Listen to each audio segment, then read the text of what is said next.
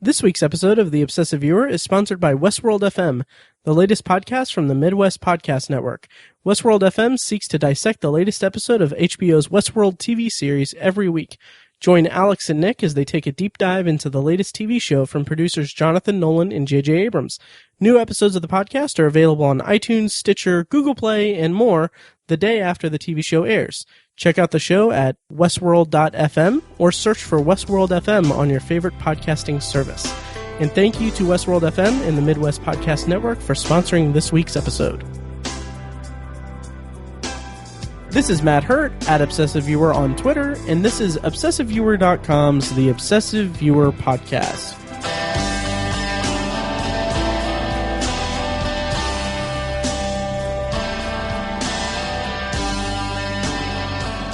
Hello, and welcome to The Obsessive Viewer. We're a weekly movie and TV podcast that covers a specific topic, be it genre, trope, movie, or show, each episode. You can find back episodes at ovpodcast.com. You can find the blog at obsessiveviewer.com, and you can like us on Facebook, as well as join the Facebook group at facebook.com/theobsessiveviewer. And this week on the podcast, we're going to be talking about, or we're going to be reviewing Doctor Strange, and also have a little bit of news here. But joining me today, because Tiny couldn't make it, and because he is a big fan of the comic books, is Mr. Robert Fekkes. Hello. Hi, Fekkes. We haven't been sitting here talking for 15 minutes. We haven't. I just walked into your studio. Good to see you, man. Right. Oh, yeah. Good to see you, too. Yeah.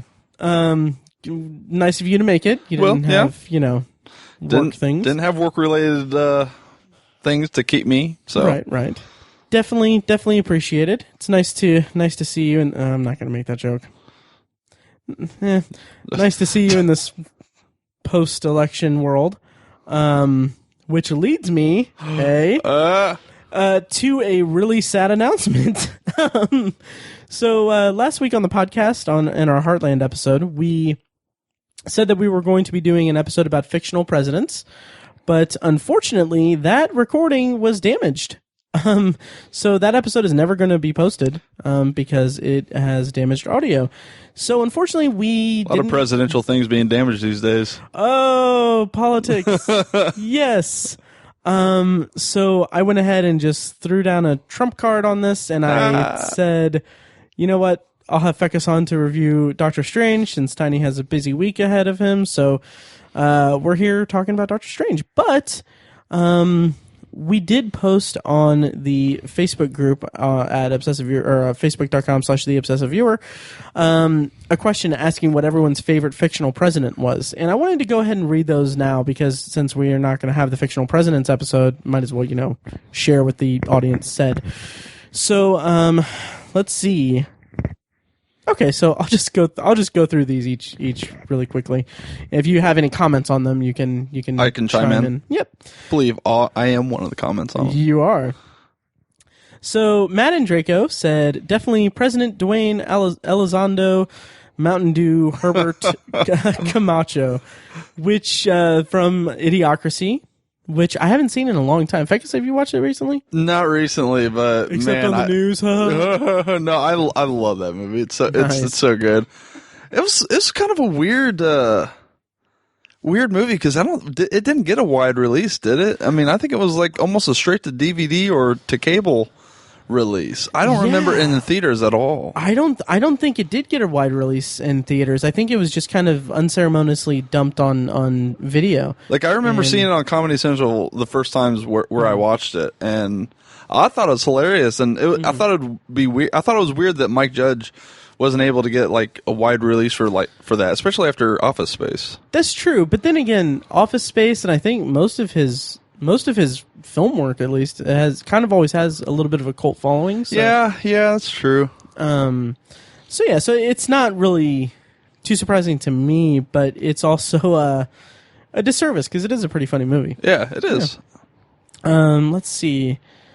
And then our friend Dennis, or my friend Dennis at least, I don't think you know him, Fekkes, he just simply posted a quote that I'll read now. Mankind, that word should have new meaning for all of us today. We're going to live on. We're going to survive. Today we celebrate our Independence Day. And he just put President Bill Pullman. So, President Bill Pullman. yeah. And then, let's see, longtime listener Yasmin said Selena Meyer from Veep, which I'm still like a little bit into season 1. So I've never watched it. It's the episodes that I saw in season 1 were really pretty damn sharp. I've heard nothing but good things about it. The pilot is in particular really fun. Because it's the entire pilot is the way that we're brought into this story and these characters of her like advisors and everything is she makes a pretty tasteless gaffe in a speech, and it's funny to watch that kind of all fall out and that be the introduction to us to that story and everything. So it's fun. I definitely recommend it based on the 2 episodes I saw. Not 2 episodes, like 5. But anyway. Then friend of the show, Chad, from the secular perspective, and Chad and Amanda talk shit about, said Harrison Ford in Air Force One. I know that he will stand up to the Russians and kick them off a plane if he has to. And then we got a comment that I'm going to go ahead and read, Fekkes, but I want to kind of point out something. Yeah, I know. Yeah. The comment was... I'm skirting the line here, but I'm going with President Nixon from Futurama. He's a fictionalized Nixon and hilarious. Now, Fekkes, your occupation is a police officer. It's true. You are employed by the city to, or at least the town of Speedway. I was going to say it's town. Yeah, town. It's growing. By the town of Speedway to uphold the law. And I believe that this is the second time that you have completely disregarded the parameters of a question. There's never been a head president on a robot body. I mean, he's fictional still. My counter to that is that The Simpsons at one point did reference President Trump, so anything is possible. Especially with a Matt Groening produced cartoon. By that rationale, the Idiocracy is still possible as well. Just because it hasn't happened yet. Okay, let's not. And I believe another listener said he wished he would have thought of that one as well.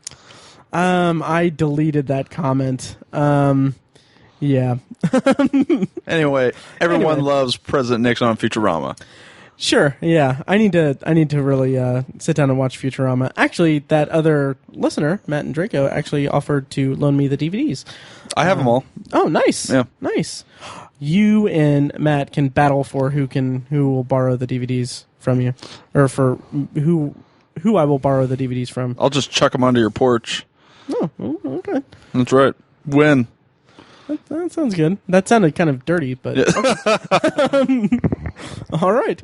And then rounding out the comments is Andrew Wolf said Dave from the movie Dave, I think. I can't remember either the actor or movie. And yes, it's Kevin Kline, wasn't it? It was Kevin Kline, and I talked about it in the failed recording. That movie Dave, it was from I think early 90s, 93 maybe.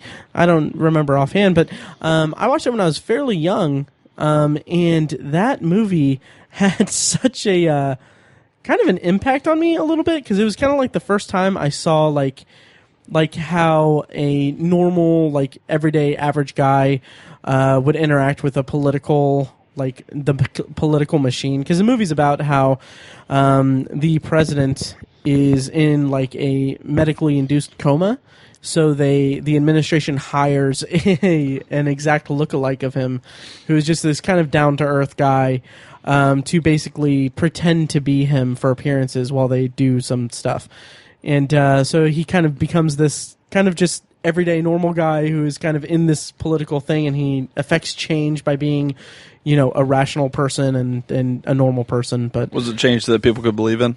I don't know, but I think he made America great again. Somebody has to. Jesus. Yeah. Anyway, I lost my spot here. So anyway, so that rounds out the Facebook comments for the episode that never was. And again, sorry that we didn't get that. I think we might try to replicate that or redo that around the time that the inauguration comes out. You could pick all new presidents. We could, but we picked some really good ones. Yeah. Yeah. So anyway, and then I have a few news items to go through just really quickly. First of all, and I'm not going to dwell on this because it was expected, but The Dark Tower was officially delayed until summer 2016. It's probably for the best. It is, and I am not upset about it. Well, I'm not that upset about it because I expected it. Like it was set to be released February 17th. We haven't seen a scrap of footage from it. It was supposed to have a trailer out around Christmas. It probably still will. Maybe, yeah. It probably still will. But apparently it's being pushed to summer to give more time to do visual effects on it, which is always a good thing for me, or by my count. My concern is that I was really excited for it to come out in February because that's kind of a newer, like, in recent years, movies have thrived in that spot. Daredevil, or not Daredevil, but Deadpool, Kingsman, and I thought there was one other example that I can't remember, but the Fifth Wave. Fifth Wave did great. Oh God, yeah. There's two ways of looking at it, though. One could be the studio could be super pumped about what they're seeing, and they think it could compete in the big summer showdown. And that's what I'm kind of hoping for, because that's going to give them tons of time to do a really good marketing campaign. And depending on when they release it, I'm just hoping that it's not going to get looked over in terms of, in favor of big blockbusters of established franchises. It's competing against 3 Marvel movies this summer. Yep, and also Wonder Woman, is that coming out this summer? They pushed that. Was that scheduled for a March-ish release? It might still be hitting March. I'm not sure, actually. I think it's summer. I think Wonder Woman's summer. So yeah, we'll see. It'll be summer. It gives me more time to reread the books, which I'm still in book 4. So it gives you, Fekkes, more time to read them. It does. Although, man, I'm really feeling going back to Harry Potter right now. Really? Yeah. You're wearing a 9 3/4 platform 9 3/4 sweatshirt. Purchased at platform 9 3/4. Nice. Do you know that it's fictional? Because there was a plaque. There was a plaque that said platform 9 3/4 is at King Cross Station. Ugh. Are you excited for Fantastic Beasts? I'm getting a little. I'm less excited now that they announced that they're doing 5 movies. Yeah, I should. Yeah, we'll add that to the itinerary here. It's a little, not very current in terms of news, but yeah. What do you think of that? I think it's such a cash grab, and now they're going back like, well, now Dumbledore's going to be in it, and now Johnny Depp is playing Grimwald, and I guess he's already filmed his scenes. Seriously? Yeah. For like the sequel or this one? Really? For the sequel. Wow. All right. Yeah. So I guess, I'm sure this one will be just fine. But the fact that they're coming out as like 5 new movies, I'm like, okay, all right, you guys are taking the special out of this. Yeah. It's like, all right, cool it, James Cameron. Right. Right. Yeah. Let's. Yeah.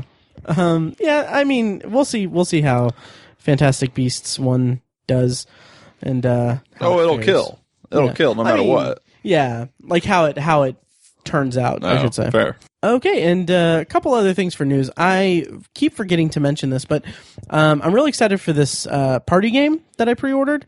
It's called By the Rights, and let me look up an actual link to it because yes, it's at bytherightsgame.com.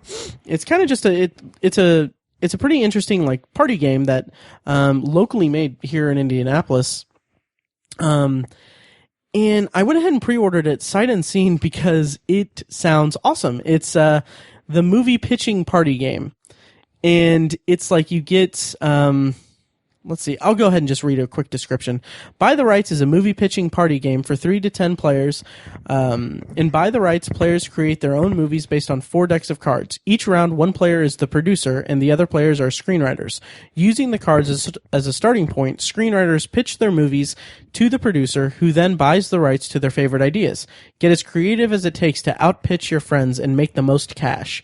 which sounds like such a fun game. That does sound like an awesome party game. Oh yeah, and I'm really looking forward to it. It was only $30. I went ahead and pre-ordered it, and I'm really excited about it. I actually learned about it because me and Tiny were guests on the Indiana Geeking podcast in the lead up to Shocktober, and the guy who created By the Rights, like, he's a listener of that podcast, and he started following me, and then like I kind of woke up I woke up early that morning and I saw the notification that he started following me, and then I kind of like looked at his profile and saw like, oh, By the Rights, I wonder what that is. So I looked at it, and like this was like, it just happened to be like a day that I got paid on. So I'm like sitting there about to get ready for work, and I'm watching like the Kickstarter video and stuff, and I'm like, yep, all right, pre-order it, done. And so I'm looking forward to that. And I was kind of thinking like it would be kind of fun to maybe use that game in the podcast a little bit if we do another fake movie game. Sure, that'd be a good Oscar party game too. Yes, that would be. Yeah. Oh yeah. Yeah, so definitely check that out at bytherightsgame.com. And then to kind of round out news, Fekkes, are you familiar with Filmstruck? Do you remember me bringing it up on the podcast? Yeah, I know you brought it up on the podcast, but you have to refresh my memory. It is a streaming service for cinephiles with it's boasting that it's going to have the complete Criterion collection, and it has a lot of like art house films with a lot of special features and stuff like that. So I've been very interested in this streaming service, and it just officially launched on, I believe it was November 1st. And I haven't checked it out yet, but it was interesting because it was set to launch on October 19th, and unfortunately it didn't meet that date. Like the day or two before that, they announced that they were going to be delayed because they want to streamline the sign-up service, how easy it is for people to sign up, and they want to make sure it's streamlined when it launches. So then it launched on, I believe it was November 1st, and then like within that morning or into that afternoon, their sign-up service crashed. And perhaps a couple more weeks work would have been beneficial. Yeah, so it's live now. I have the app. I haven't signed up for it for a reason that I'll get to in a moment, but I will say that the interface on the app is like really cool. It's a really clean interface. I really like the way that everything's put together. Everything is easy to find.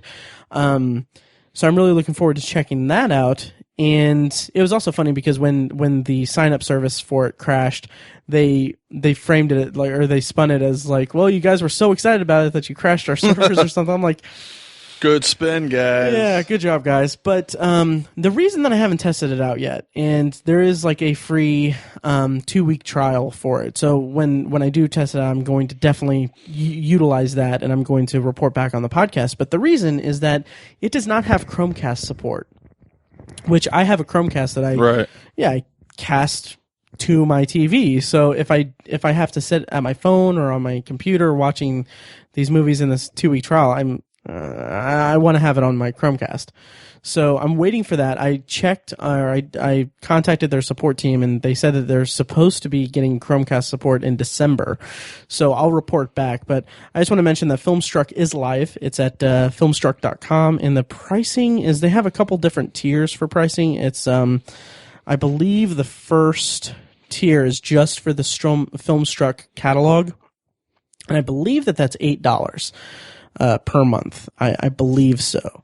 And then for for Filmstruck plus the Criterion collection, I believe that that's $11.99 if I'm not mistaken. Let me confirm that real quick.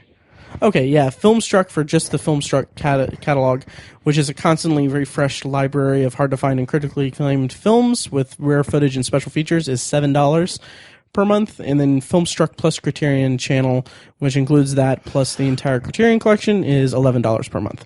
So, Fekkes, is this something that you'd be interested in checking out? I'd have to see the catalog before I could say that I'd be interested in it. I mean, it gets to the point where you're subscribing to so many different streaming. That's my issue too. And it's just, at what point do I draw the line? Like, yeah, I'm right. So I'd have to look at what's available to it before I even made a decision. That's fair. Yeah. I mean, I got so much stuff on my Netflix queue that I haven't even watched yet. The last thing I need to do is add more. Yeah, exactly. Yep. And one of the big selling points for me for Hulu was that they had the entire Criterion collection. I didn't really utilize it that much, but they had the entire Criterion Collection. So that's one of the things that, like, when people were like, well, why are you going to pay for ads on TV shows when you have Netflix and stuff? And I'm like, well, you know, they have the entire Criterion Collection, plus they have more TV, like next day TV that's aired last night. But now, because of this, Filmstruck is now the official home of Criterion Collection, so Hulu no longer has them. So I'm kind of curious how that's going to affect Hulu's business model and stuff. But that's all, you know, way out of our coverage or knowledge. So having said all that, that's news, and why don't we go ahead and talk about Doctor Strange? Let's do it. Yes. So Doctor Strange is the latest film in the Marvel Cinematic Universe. It stars Benedict Cumberbatch. Benny Batch. Chiwetel Ejiofor. I love him. Me too. Benedict Wong, as well as Tilda Swinton and Mads Mikkelsen. Don't forget Rachel McAdams. Oh, and Rachel McAdams. Jeez. It's hard not to forget about her when the script almost did. Yeah, right. Zing, take that, Rachel. So, the plot description for it is a former neurosurgeon embarks on a journey of healing only to be drawn into the world of the mystic arts. So, Fekkes, you are a fan of the comic books. I am. Mm-hmm. And what's your relationship with the Doctor Strange comics, and how did you feel going into the movie? What was your anticipation level at? Which I think we may have talked about in a past episode, but go ahead. Well, I'm not horribly familiar with Doctor Strange. He's not one of the books that I read regularly. But in Marvel, if you read a book, you're going to get character crossover. So he has been in quite a few stories. In fact, he was a major plot point in last summer's big Marvel event, Secret Wars. So I am familiar with him to an extent, and I've always liked the character in the comic books.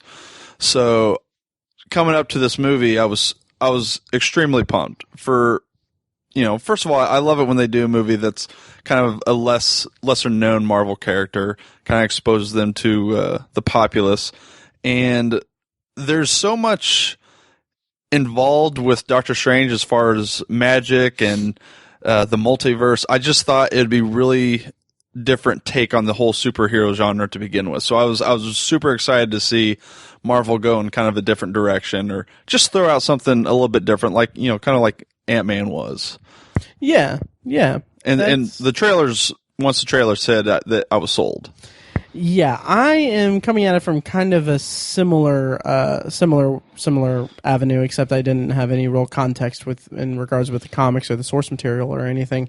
But I was very intrigued by it. I really dug the trailers. I thought that visually they looked like they were very interesting, and that they would be a departure from kind of, I don't want to say standard Marvel Cinematic Universe stuff. But you can say standard. Any more, and I don't mean this as a critique, but they almost have it to a template. Yeah, the Marvel formula, essentially. And it looked like kind of a hybrid, maybe not hybrid, but of like the styles of like, no, that's not fair. Thor the Dark World and not Thor the Dark World, but the Thor of not superhero, but kind of mystical, kind of empowered person, and kind of a little bit of a grounded hero, I guess, in an origin story kind of thing. I don't know. I'm stumbling all that, but it looked like it would be visually interesting and a visual departure. So how did this movie stack up with you? What were your broad thoughts on Doctor Strange? Broad thoughts, I was a huge fan. I absolutely adored this movie. It's not like my favorite Marvel movie, sure, but it's everything I wanted out of a Doctor Strange movie, and I thought it was very entertaining. I thought everyone did a great job with, I mean, Rachel McAdams didn't do a bad job. It's just she was completely unnecessary. Yeah, she didn't have, the script wasn't there for her. It wasn't. I walked out of there thinking, I was like, did they really need to shell out the money to get Rachel McAdams for this part? Right. But, you know, the overall feel of the movie, I loved it. I thought it was fantastic. It fell into a lot of the same traps that Marvel movies have. You can't deny it. It repeated its villain problem. Mm. So I feel like right now you're just I know. Just seeing the counter arguments. No, I know. Look, I know the counter arguments. I know what people are going to criticize about it, and they're not wrong. Right, but, right. You know, it can't take away my enjoyment of the movie. Right. So I enjoyed the movie quite a bit. I had a fun time with this movie, but if I'm going to levy such criticisms against like Batman v Superman, I'm going to have to, obviously I can't, Gotta be fair. Yeah. So while I recognize that there are formulas to the Marvel Cinematic Universe and formulas that work and have worked in the past and will, I'm sure, continue to work in the future, it's also led me to be kind of tired of some of the repeated tropes and things that kind of reappear throughout a lot of the movies, and it wasn't in... The movie wasn't broken for me. The movie was effective and entertaining in its effectiveness. And so I didn't dislike the movie, but there were certain things that I'll get to later that kind of bugged me. But what I'll say in just broad terms is that the visual style was freaking awesome. Yes. There were some really clever...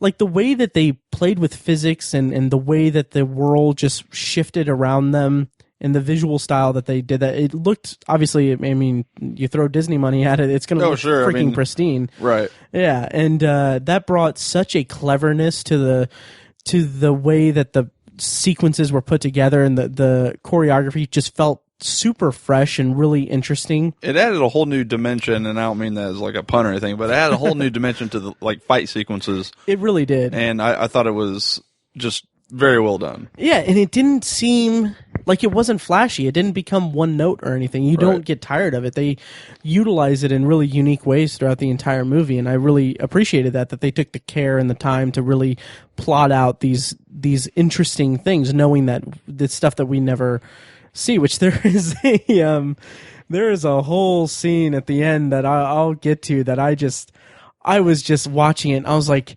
they're going for this, and this is just so like, I had a freaking smile on my face. I was grinning. It was awesome. So action wise and visuals wise, it was really fun. Some of the things that didn't work, the villain, Mads Mikkelsen, he was okay. He was I fine. wanted to love that villain. I was hoping he had a great look. Mm-hmm. Just the source material in general is fun to play with, and I love Mads Mikkelsen, and he's fantastic. I really wanted him to be a standout. I wanted him to be like the next Loki, and I know you have your troubles with Loki, right? But he was cool. He was cool to look at. He played a good bad guy. Mm-hmm.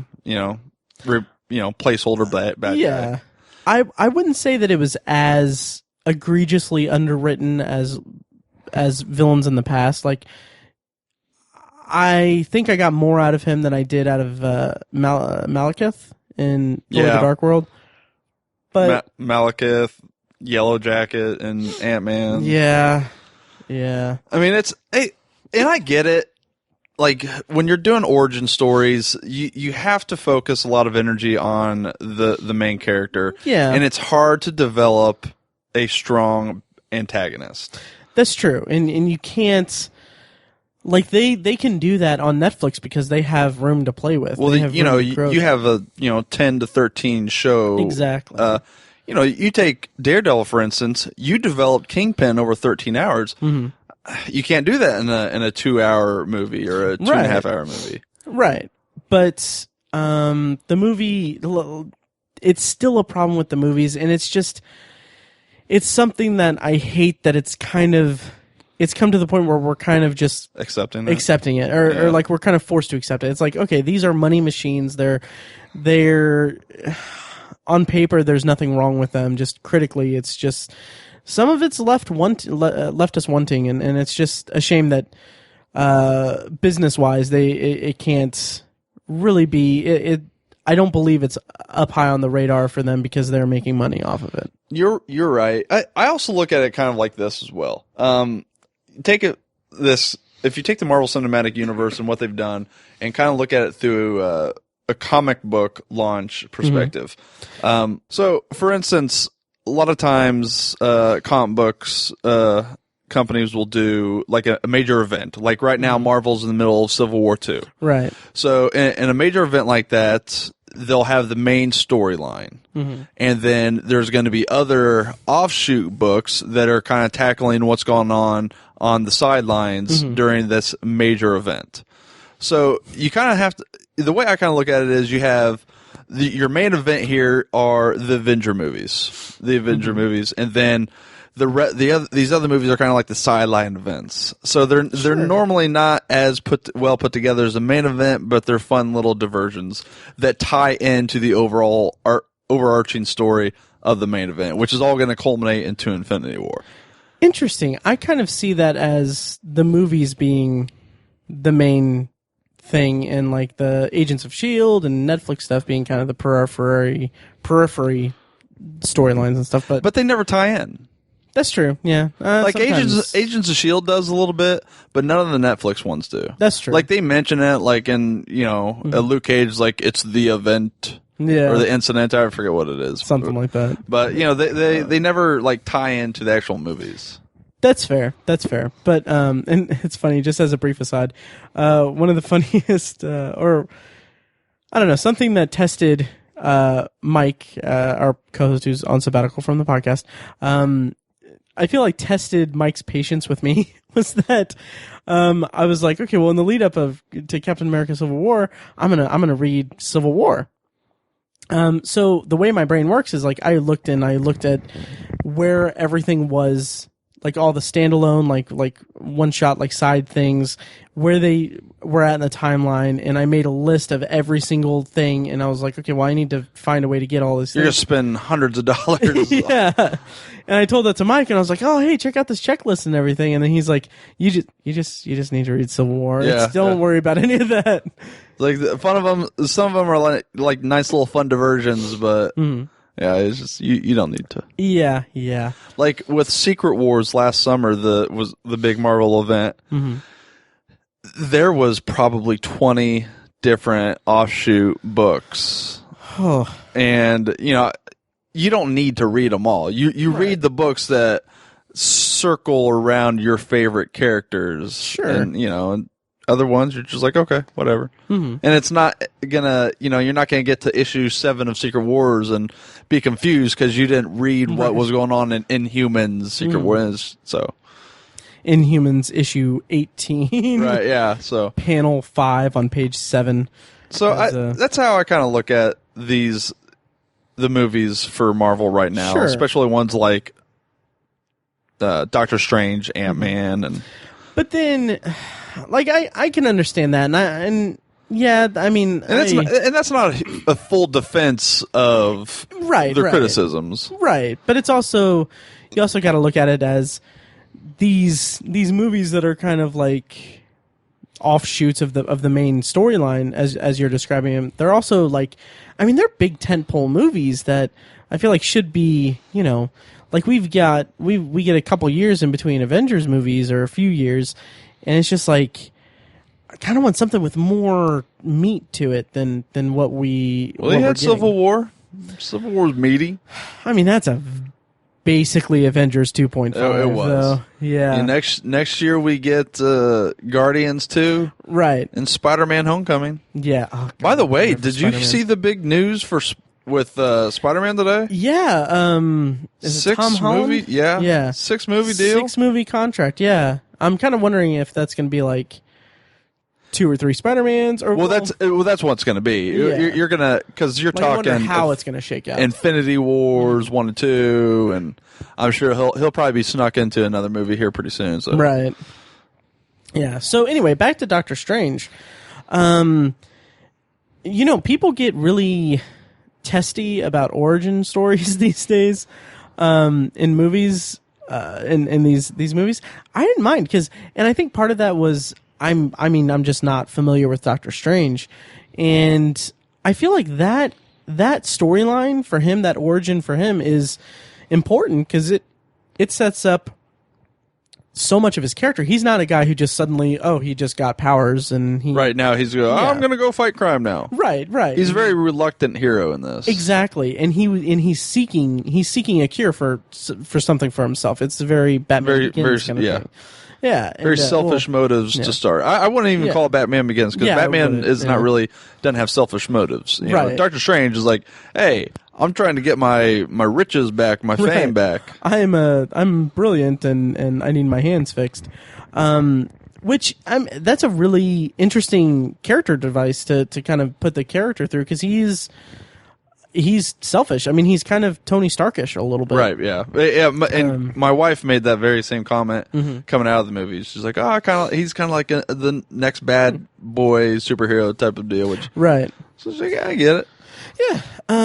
So I didn't mind all the origin stuff and everything. One thing that kind of didn't land with me that well was the comedy. Really? Yeah.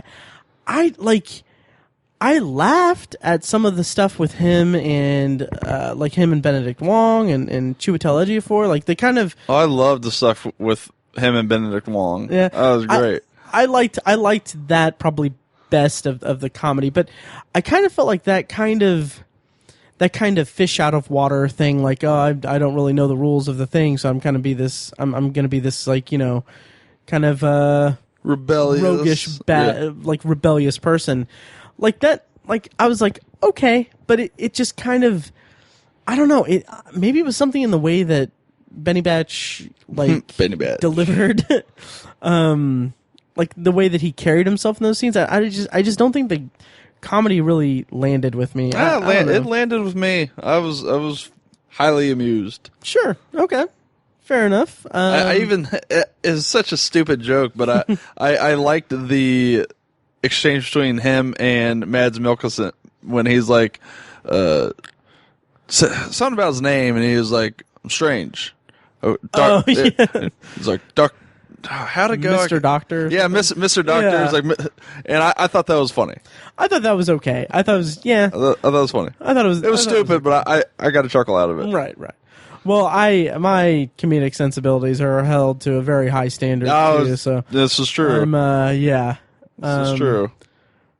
But yeah, I was trying to make a stupid joke, but I couldn't think of one because all my jokes are brilliant. Swing and a miss. Yep. So other than that, I just thought that it was. I enjoyed it. I enjoyed the movie quite a bit. It's not my favorite. Well, that's not fair. It's not my favorite 2016 Marvel Cinematic Universe movie. Yeah. But I mean, I'll own it, obviously, and I'll rewatch it. But I just thought that it was fun, but I feel like it could have been a little bit better. It didn't quite meet my expectations, but it wasn't a bad movie by any stretch. I think for me, it was better than Ant-Man, and I really enjoyed Ant-Man. Mm-hmm. I don't know. Me and my wife were trying to, on the way home from the movie, we were trying to think of where we'd place it in our rankings of Marvel films, and I'd probably have to go watch it again, but it'd probably be in the middle somewhere. Sure. But I thoroughly enjoyed it. I mean, despite its flaws, because it's not flawless. Right. But it'll be interesting to judge it against Ant-Man, which I honestly I haven't even watched Ant-Man since the theater. Oh really? Oh no, I've watched it a couple times. Yeah, I bought everything, but yeah, I haven't watched it since then. I need to revisit it, but I think at the end of the day, it'll probably be at the same place that Ant-Man is. Yeah. Which is probably somewhere above the Thor movies, and I don't know. There are so many Marvel Studios movies that and it's just gonna get more flooded. It is. Yeah, like you need. I think I want to say there's 16 now. That sounds about right. 15 or 16. Yeah, plus TV shows. Yeah, right. Yeah, not that I'm complaining. I mean, it's the industry of it is really. It's amazing. Really amazing. It's really remarkable. One thing before we kind of get into kind of spoilers to really dig into the movie, was this the first Marvel Studios movie that had the what I presume is it has to be a new because I haven't seen it before.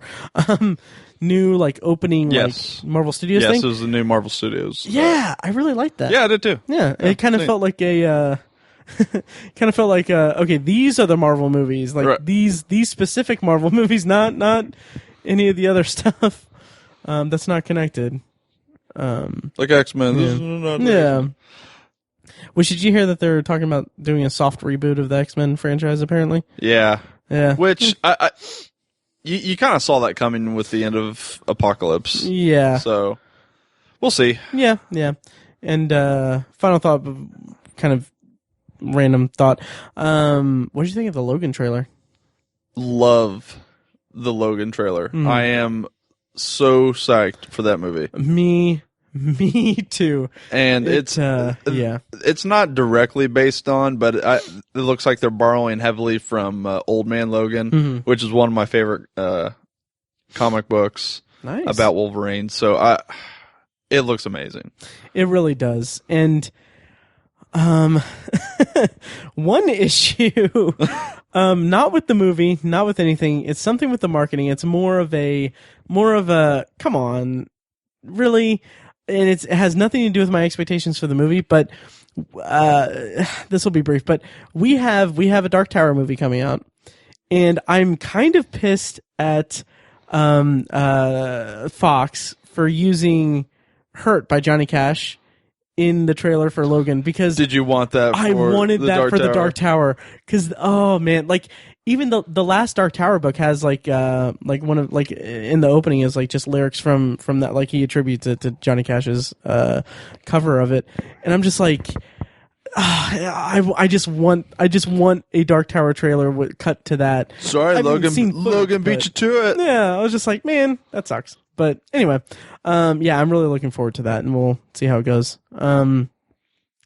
Yeah, so I think that about does it for our main review. Should we go ahead and go into spoilers for Doctor Strange? Mr. Doctor? Mr. Doctor? All right. This doesn't make any sense. Not everything does. Not everything has to.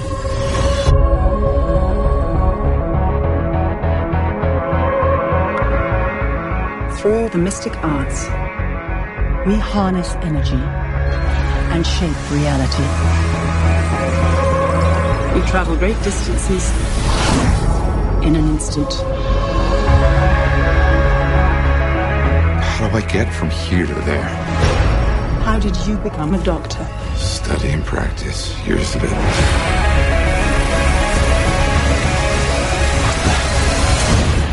There's a strength to him, but is he ready?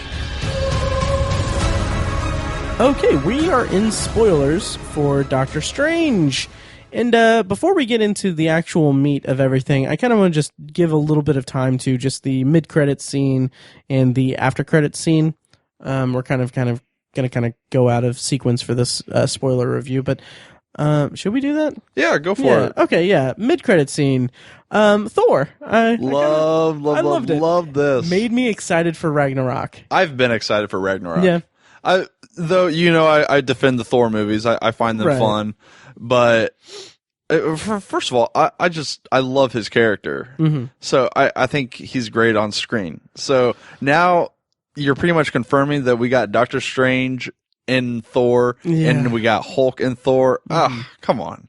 So awesome. It's going to be good. It's being, I believe it's being kind of billed as like an interdimensional road movie or something. Yeah, which I'm just like... And there's going to be a ton of setup, I think, for Infinity Wars. Nice. I think you're not going to... I almost expected them to reveal the last Infinity Stone in Guardians 2, but I think Ragnarok is where they're going to reveal the last Infinity Stone. Gotcha. So, okay.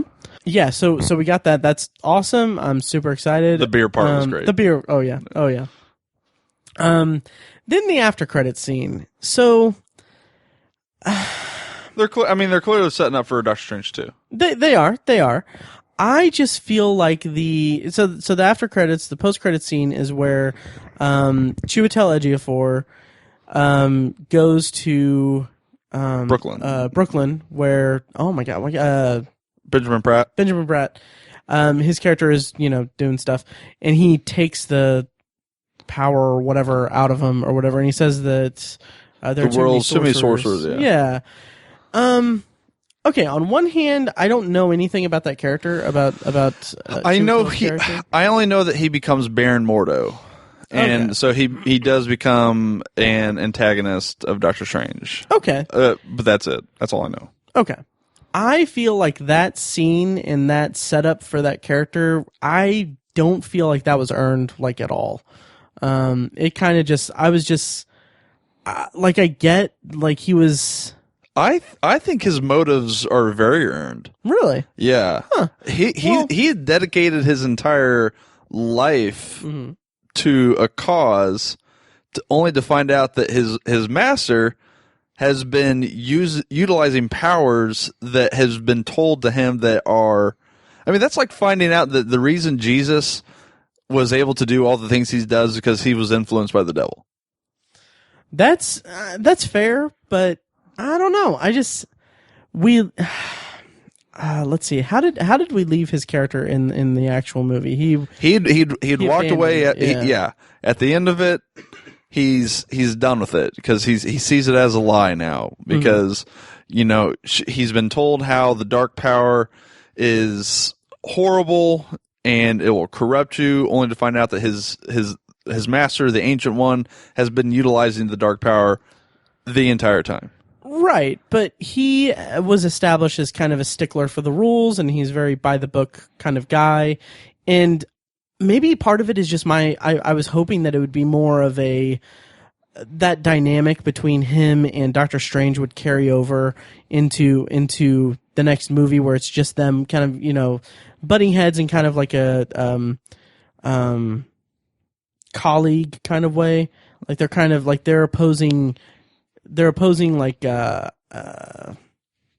ideologies, or they go about things in a different way, kind of like Dr. House and Dr. Cuddy. Sure. I never watched House. Oh, okay. Kind of like a not good cop bad cop, but kind of like a like a buddy cop thing, where they kind of like, okay, this guy is rigid with the rules and everything, and Doctor Strange is just like, oh, I'm kind of new, hey, let's go ahead and rewind time. Let's go ahead and break everything.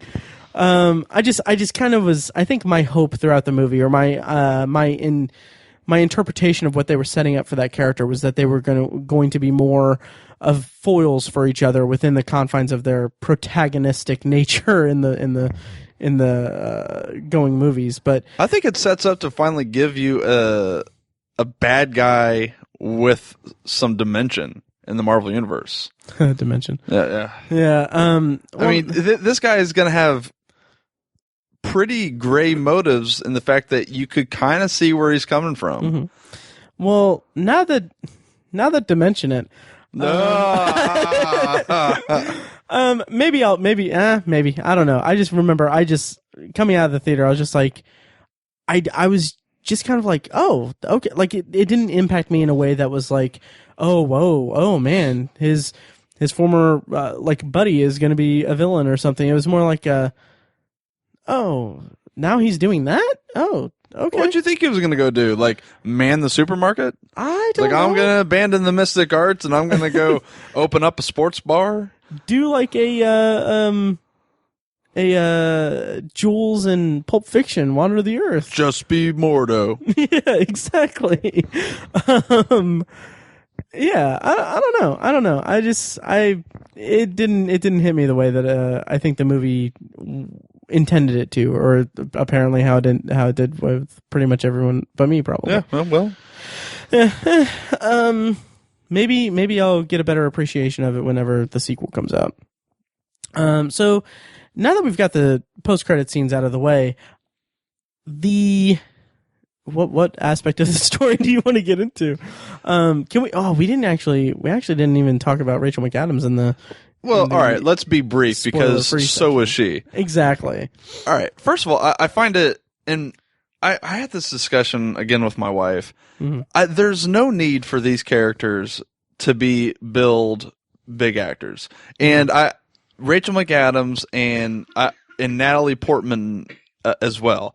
because one of the problems, first of all, you're seeing is you assume that Rachel McAdams is going to be prevalent in the series. Okay, now the problem you run into with Natalie Portman, and I love Natalie Portman, but she's not committed, and you're not going to get her to be committed. Exactly. So she goes from a character to a picture of her in the Avengers, which I thought was the laziest thing. Right. And then she comes back again for Thor 2 after a kind of a pissy match over her opinions about who the director should be. Oh, yeah. And then now she's not even in the next Thor.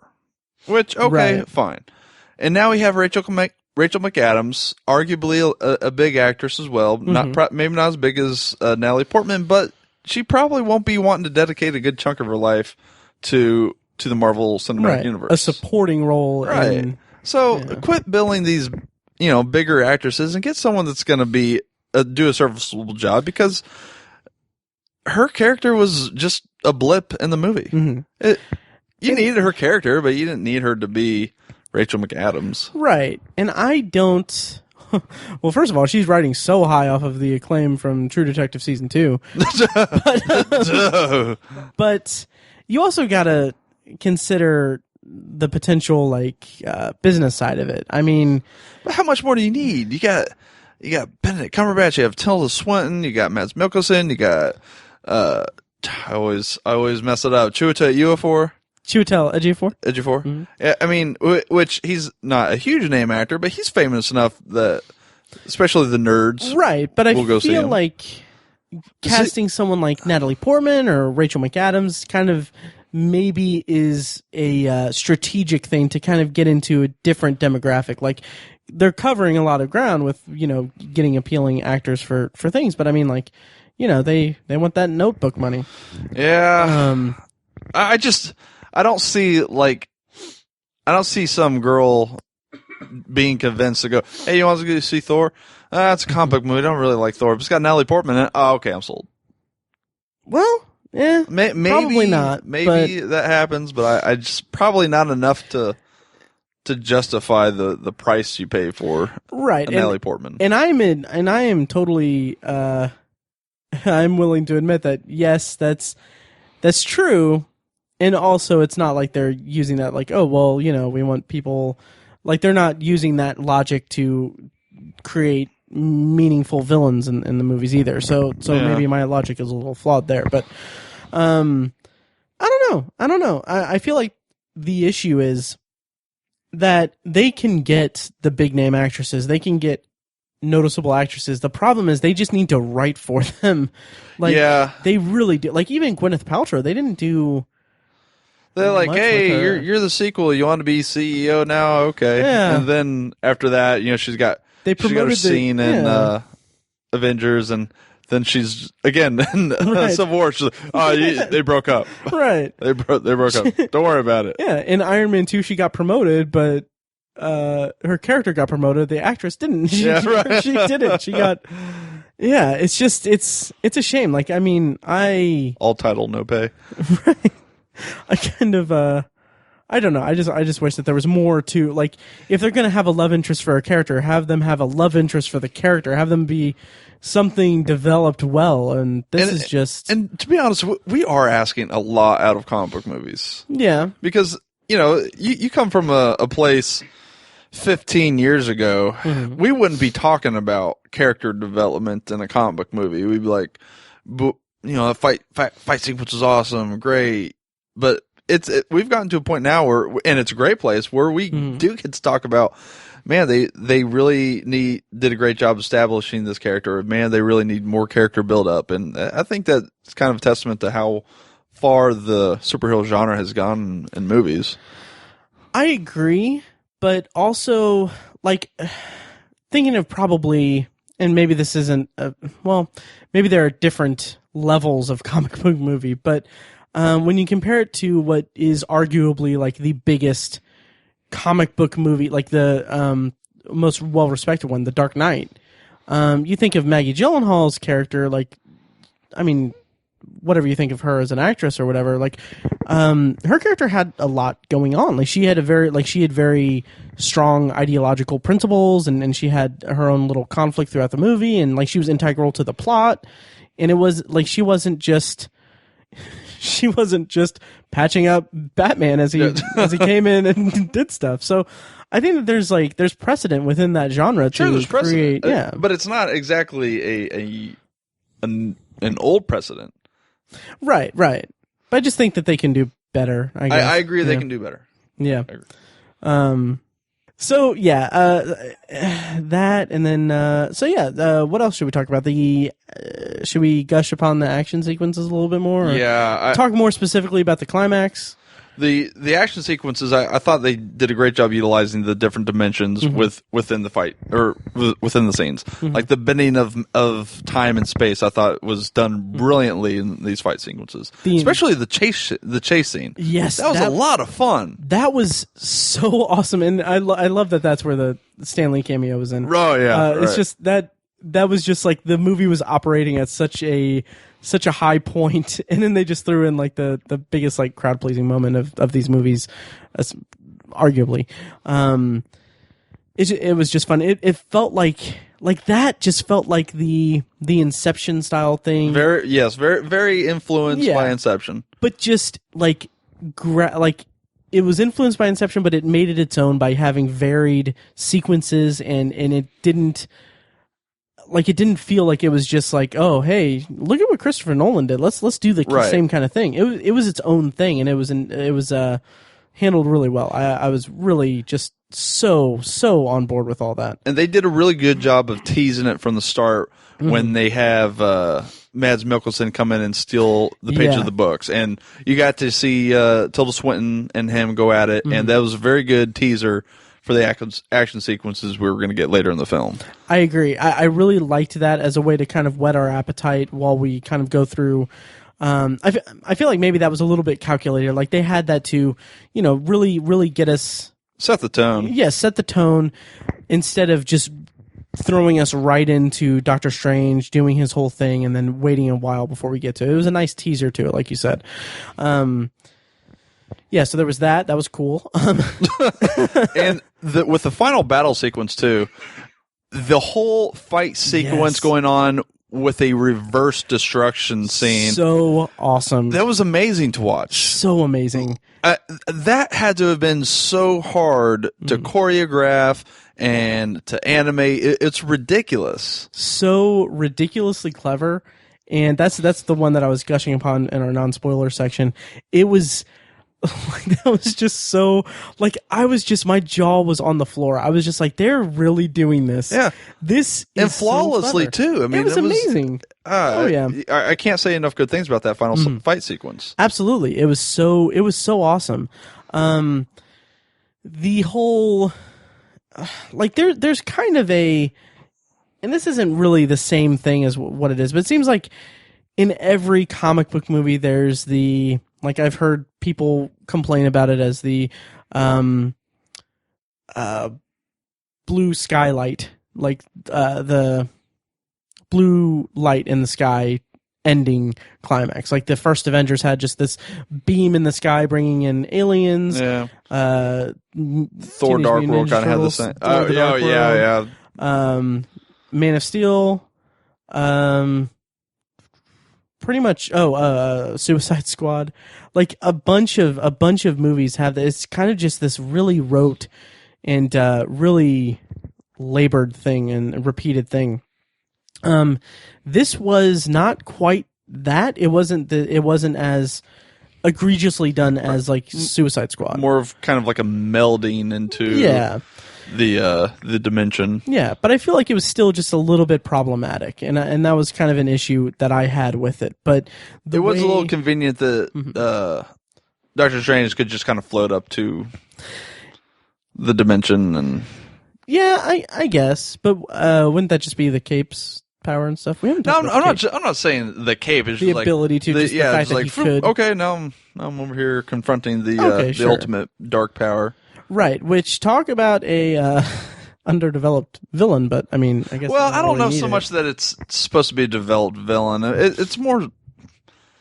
It's the devil that you referred to. Yeah. So, it's the source of the dark power. So it's not necessarily like the main villain. Mads Mikkelsen's supposed to be obviously the main villain, right? And you kind of get to go back to him just a little bit, you kind of get where he's coming from with his. I feel like in his motives, because Mads Mikkelsen. yeah, he's not straight. He's like, I want to destroy the world. It seems like he genuinely kind of wants to help the world.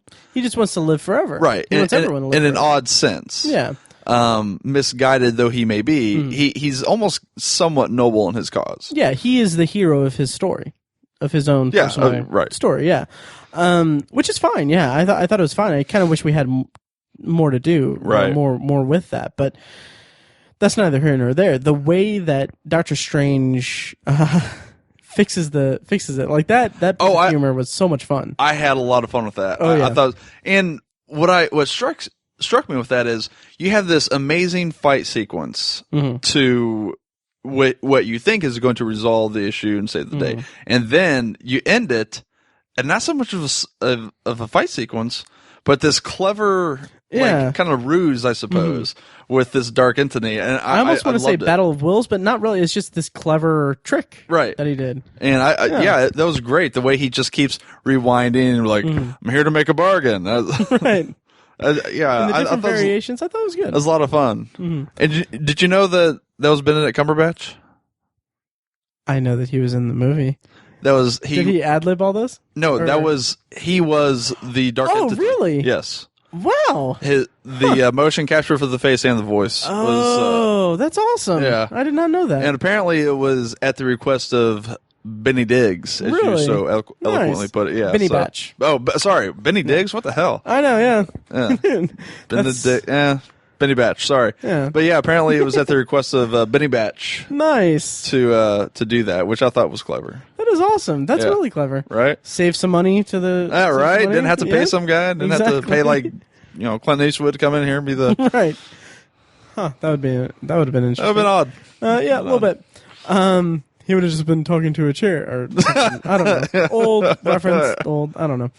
Anyway, yeah. So I didn't have as much of a problem with the climactic fight sequence and everything. I was overall pretty satisfied with it. I just thought that it was just kind of strange. Not strange, but just kind of like okay, we have this other world coming in. Blah blah blah. Like I kind of like something like this isn't really that fair of a comparison, but something like Civil War. Like they didn't have to rely on some big thing like that. They had, their own thing. And different type of story though, because Doctor Strange, you're introducing the audience into a new spectrum of the Marvel universe with magic and dimensions and the multiverse. It has to be a spectacle.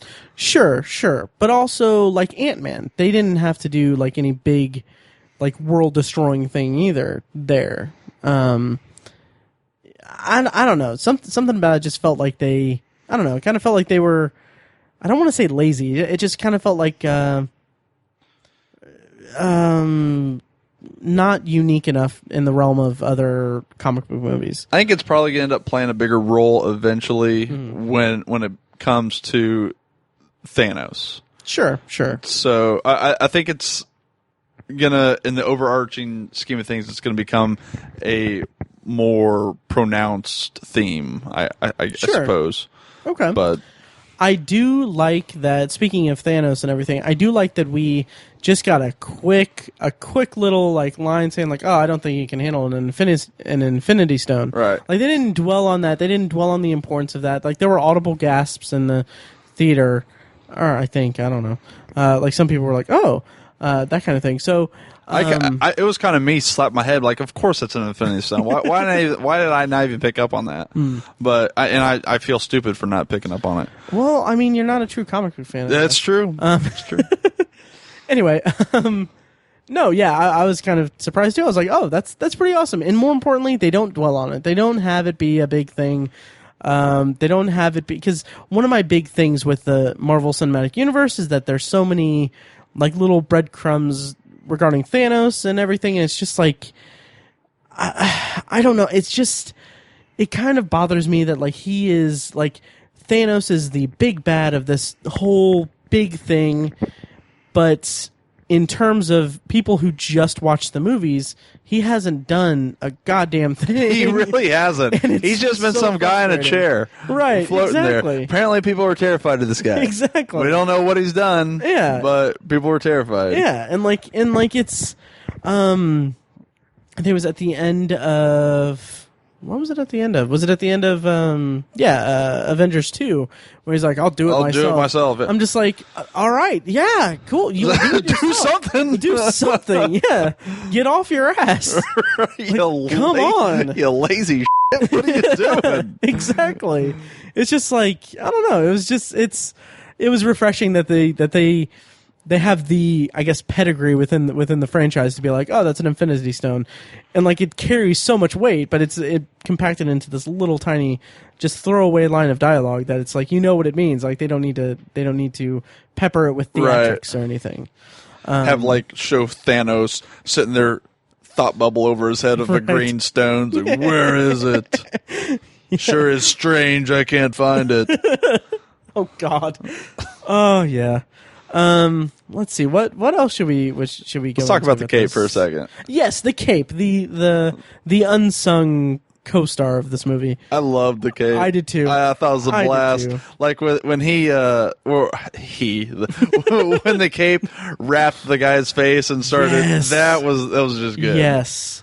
I loved that. I really loved that. And yeah, that kind of and the cape is awesome. Is the cape like a thing in the like? It's like that's his cape. Mm-hmm. Reading up, apparently there is precedent in the comic book realm of it being of its own mind, I guess, and being able to act independently of Strange. Mm-hmm. But yes, his levitation cape. So he always wears it in the comic books, and he always wears the Eye of Agamotto as well. Mm-hmm. So for me, I thought it was weird that he didn't keep it. Okay, but I guess not that weird. In the comic books, he's just always wearing it. So for him to have it, then again, he's not the Sorcerer Supreme yet. Mm-hmm. So that might play a part into it too. I think by the time you get to Infinity War, he'll be Sorcerer Supreme. Okay, so cool. Yeah, I loved the cape. And what did you think of just the? And we're kind of bouncing around everywhere. That's fine. It is fine. Whatever. So what did you think of the? Let's see. How about the introduction of him in the whatever place? The whatever place. Where the hospital? No. Him at where the Ancient One is, whatever it's called. And his introduction to it, the style of that. It was that montage, set up, which is it's fine. Him doing things here and there. Oh, I mean, I'm talking more specifically of when the Ancient One, instead of, like when first of all, I love the dialogue between them where he's a surgeon, he's a man of science, and he doesn't believe any of this stuff. It's just like they're explaining it to him, and then like he's just saying like, oh, you figured out cellular regeneration. Oh yes, that was that stuff. And then then she shows him that. Okay, yes, that was great. That was so. I love that they used different visual techniques for that. Right. Like it wasn't like it felt like kind of the psychedelic thing in 2001: Space Odyssey. Yeah, I thought that was really cool. Yeah, I had a lot of fun with that too. So it was neat. Yeah, and I liked afterwards. She's just like, okay, now get out. Right. Not going to train you. It's like the anti-dope dealer. Here's some heroin. Now leave. You're never going to get even more. Yeah. Absolutely. And what did you think of Tilda Swinton, the Ancient One? I very much enjoyed her. I know there's a lot of controversy surrounding her because the whole whitewashing effect in Hollywood right now, and I get that, because in the comic books, the Ancient One is an old Tibetan. I want to say, Tibetan. I'm willing to bet you're right. God damn it. That was good. I believe is old Tibetan person, which I believe actually was one of the reasons they changed it, because apparently China is such a huge market with these movies right now. Oh, they didn't want to make him a Tibetan. That makes sense. Monk because So horrifyingly makes sense, I suppose. Right. But yeah, I guess that was one of the motivations to change it. Sure.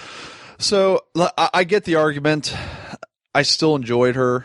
in the role. I thought she did a good job. Thought she was fun with the character. So I agree. I don't have any of the bias from the comics or anything. I'm not engaged in the fervor against it. I don't know how heavy it is or not or anything, but I enjoyed her in the role. I thought she did a fine job. The whole trajectory of her storyline, her dying, it just kind of seemed a little expected and formulaic and everything. yeah, I agree. Yeah, it was just kind of like. But you have to make way for him to become the Sorcerer Supreme at some point. That's true. And you're probably not going to get Tilda Swinton for a sequel. Right. So, but yeah, I think she did well. I liked the character, and so after Strange is introduced to this new mystical world and everything, one of the things that I liked about it is that we have that montage where he's training and all that. Gotta have a montage. But I like that it's not like he learns a lot, but he struggles. Sure. He doesn't like all of a sudden he's like, I'm the best. Right. And the shit hits the fan before, like when he's still learning everything. Yeah, he gets his ass I like kicked. that. He does. And I liked that about it. I liked that you could have had this character who, like, he's a brilliant person who has that photographic memory and everything. Like, you could have had an extended thing of him really learning everything, but he struggled, and I liked that aspect to it. Yeah, I agree. Yeah, and then one of the standout moments for me was after the cape kills the dude, or he kills the guy in the. Also, yeah, the fight sequences in like the ghost fights essentially.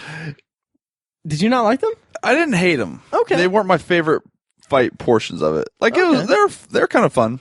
I liked them a lot. I thought that they were really, because that's another thing that I like. It goes back to what I liked about the movie, probably most of all, is the variety of fighting in it. Like, you have so many different aspects of different sequences, and I thought that was a really cool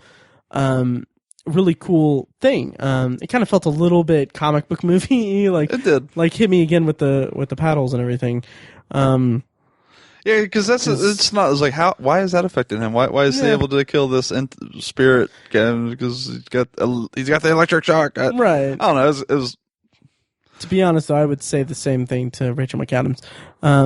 Hit me again with the paddles. Anyway, I don't know I don't know how to take that. No, I don't know either. I really don't know either. Yeah.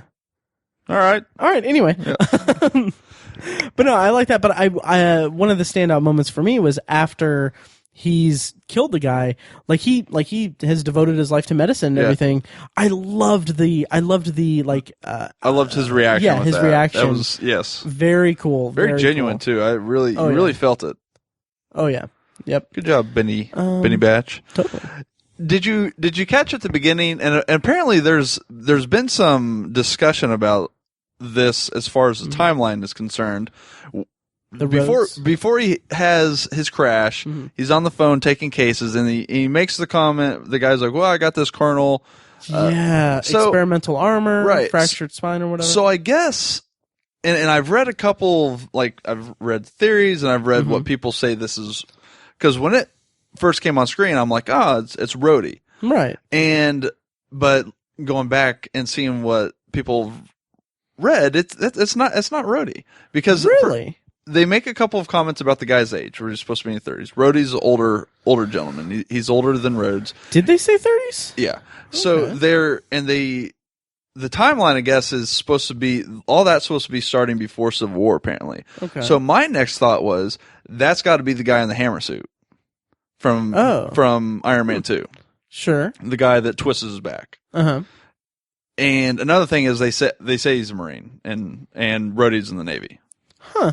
So it's not Rhodey. But then again, I've read other things where they're like, well, it's not that guy from Iron Man 2 either. It's just some random guy, and I have a hard time do it right. And I have a hard time buying this. It's just some random guy, because it's such a specific injury to a very integral portion of the MCU. Wow, I just assumed that it was Rhodey. I assumed it was Rhodey at first too. Huh. Going back, if it were me, I'd almost assume it were the guy from Iron Man 2. See, and that, that would seem almost too much. That would seem too much of an obscure thing to do. I don't think so. Really? I would have thought that would have been a fun little take back to one of the earlier movies. Sure, but I mean, when you have, I think it's just mostly you hear those specific words, you immediately think you think of Rhodey. Rhodey in the movie that was like 6 months ago.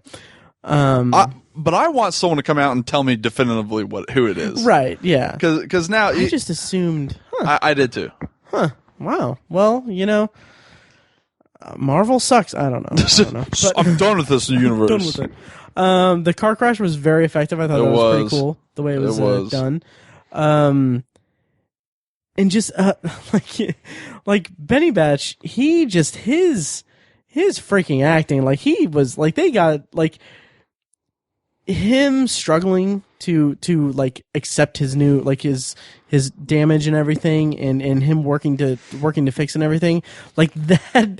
Those are the moments that you hire Benedict Cumberbatch for, right? Because he was fantastic in those. And I love his comment, like, no one could have done better. He's like, I could have, yeah. And I knew that line was coming, but I was like, you badass, you probably right. So, did you catch? By the way, waiting for the end scene, did you catch the very last line of the credits? No, I didn't. Don't text and drive. Did it say that? It was something like distracted drive, like don't be a distracted driver. I did not see that. Which wow. I thought was funny. Nice. I like that. One thing that. Okay, so this, like, I'm excited for him to be in the greater cinematic universe. Sure. And I'm really excited for a couple reasons. For him to interact with Robert Downey Jr., obviously. They're both Sherlock. I'm really hoping they are both Sherlock, something. yes. I really hope that and Watson's in the MCU now too. Yeah, that's true. Yeah.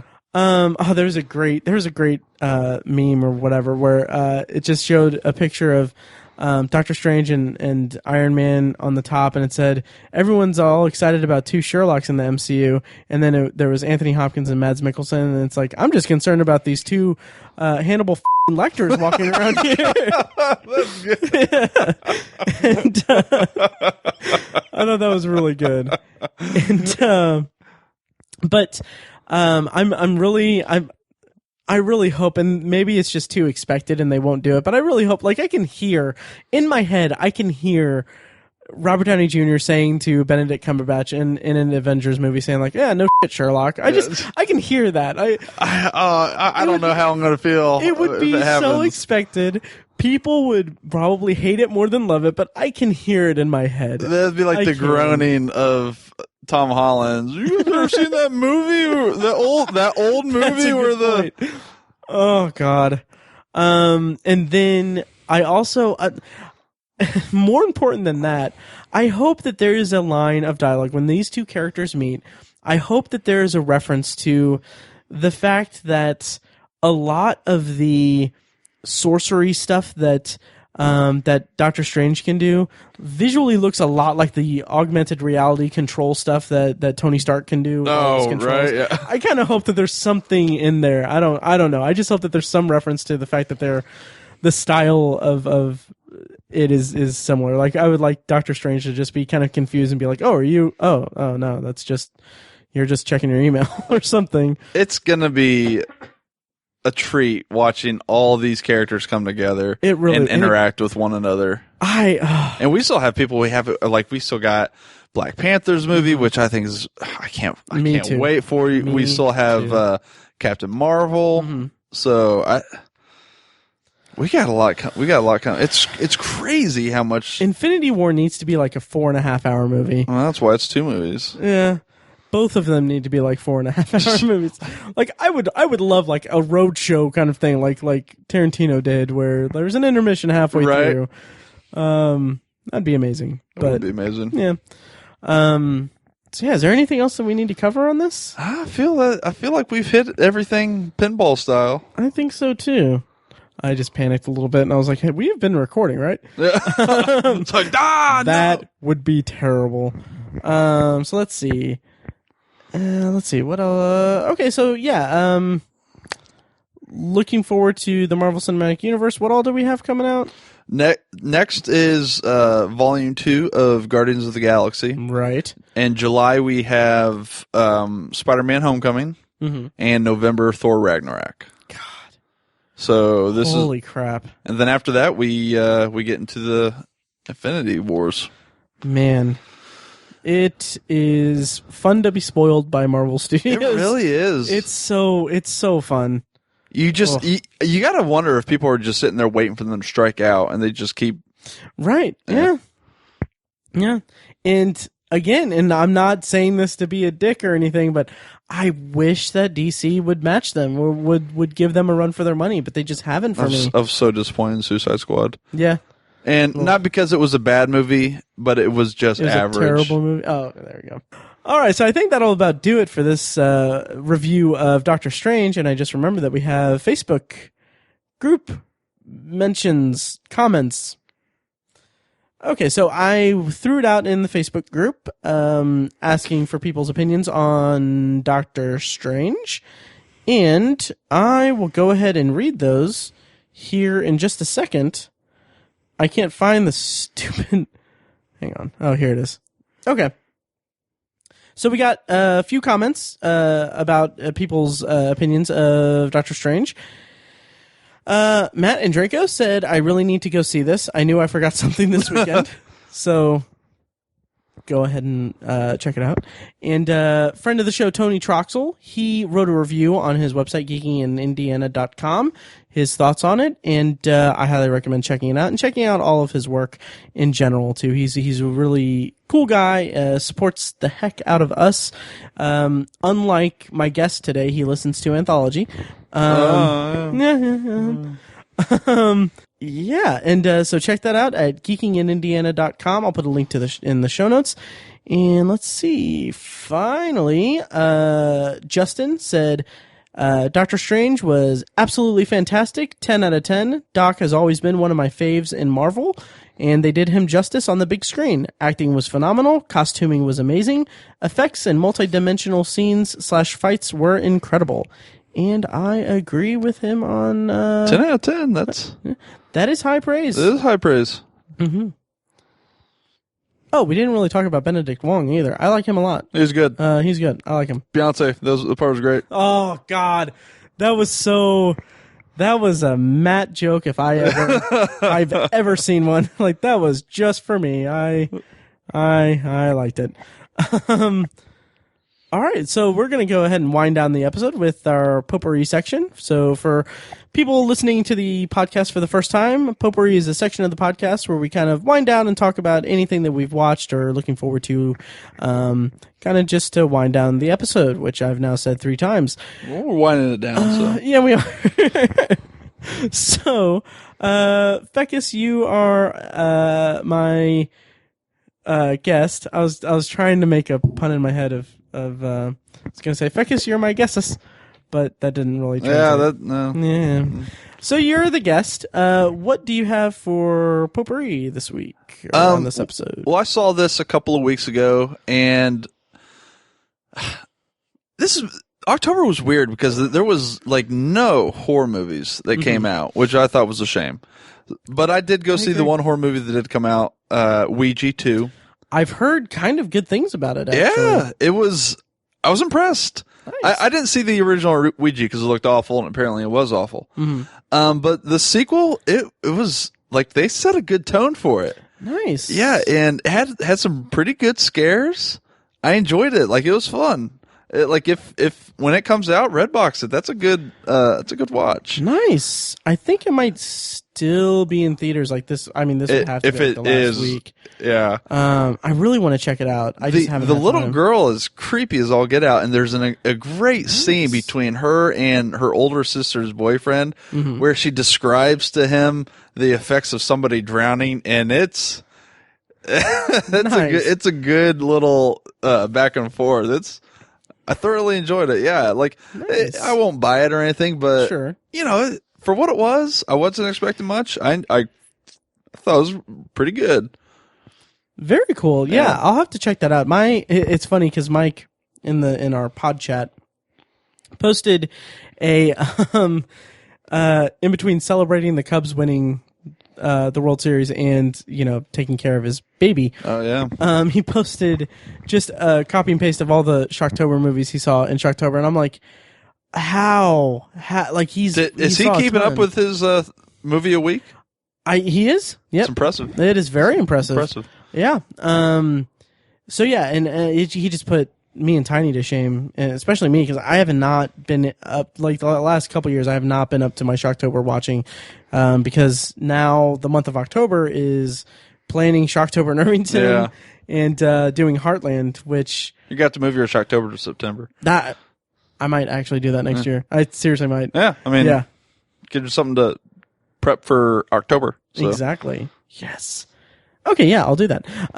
Okay, so let's see. I'll kind of round us out for Potpourri and the episode. So for Potpourri, okay, shameless plug. Anthology is my solo side project podcast. You do a second project? I don't know. I do, yeah. Have I not mentioned that every single time? Not that I've. No? You know what? It's the first time I heard about it. Oh, interesting. Well, since it's your first time hearing about it, no, it's my solo project podcast where I just review the Twilight Zone each week, along with a movie or show related to the week's episode that I'm reviewing. And I've been doing bonus episodes, reviewing Black Mirror in the lead up to reviewing Black Mirror's new season that premiered on Netflix. So.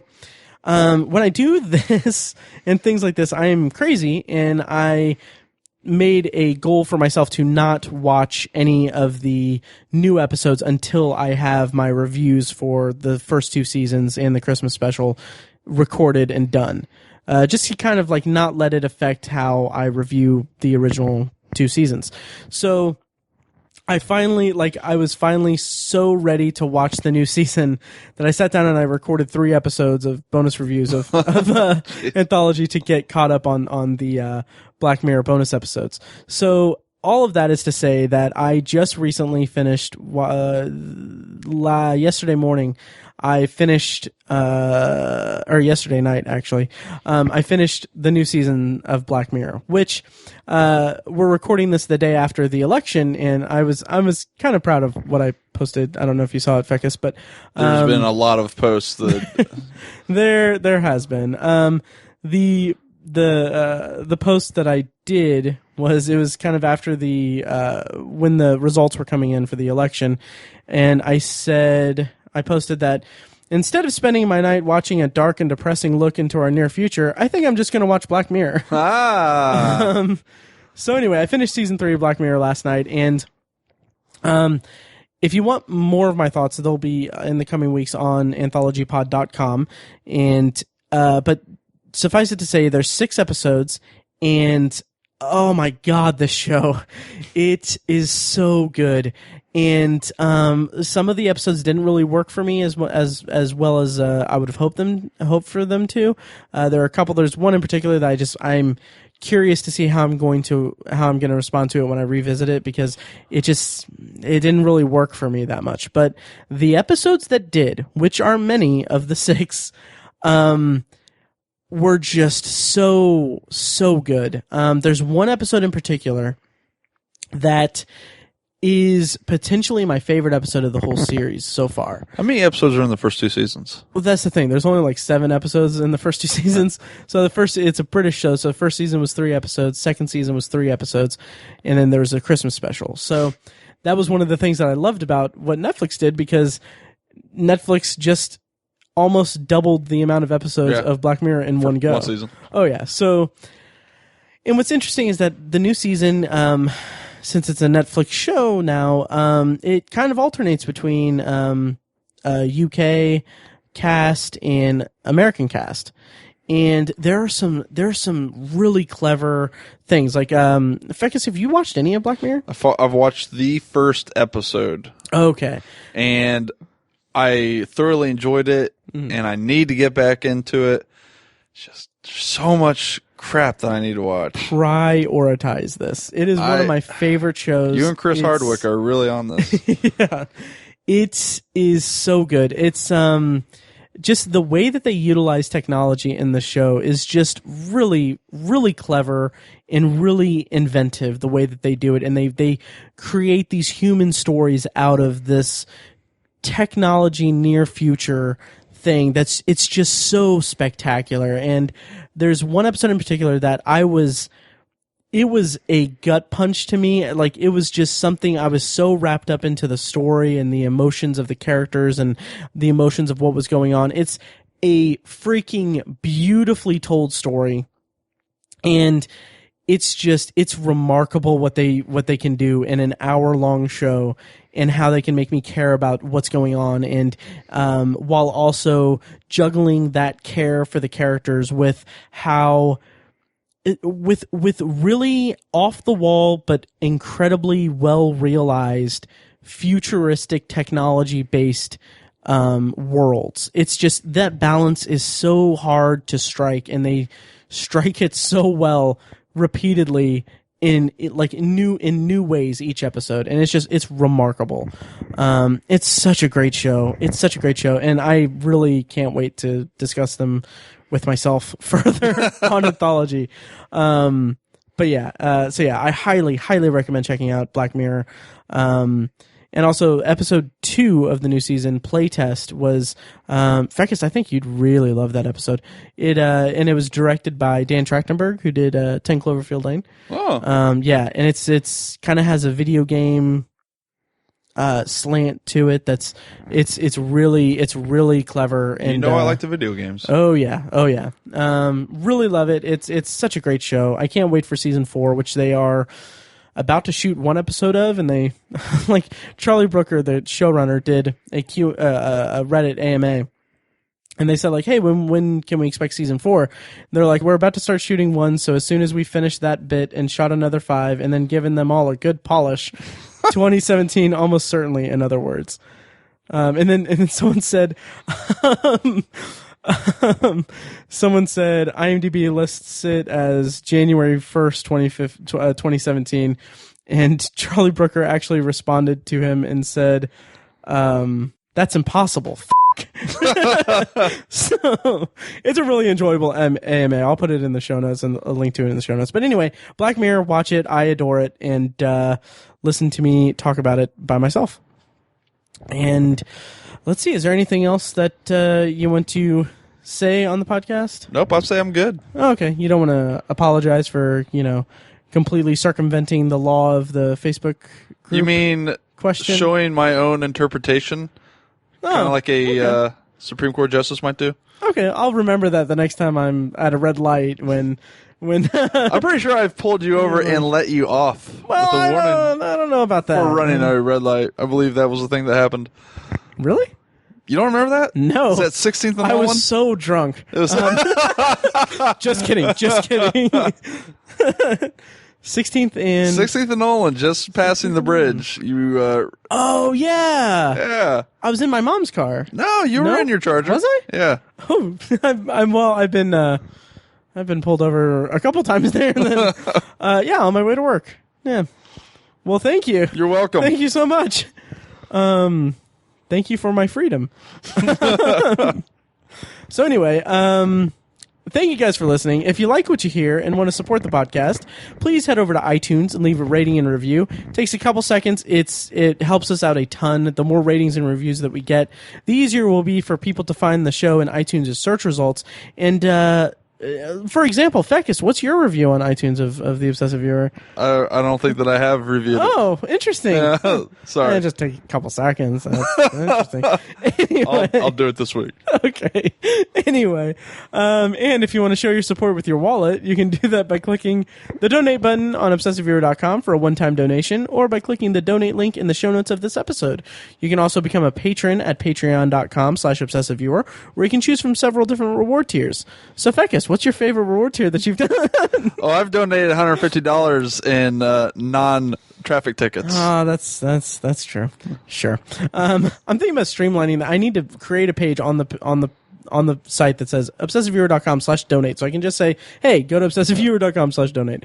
Anyway, any donations made will help pay the fees to keep the podcast running so that we can continue to provide you with our weekly podcast content.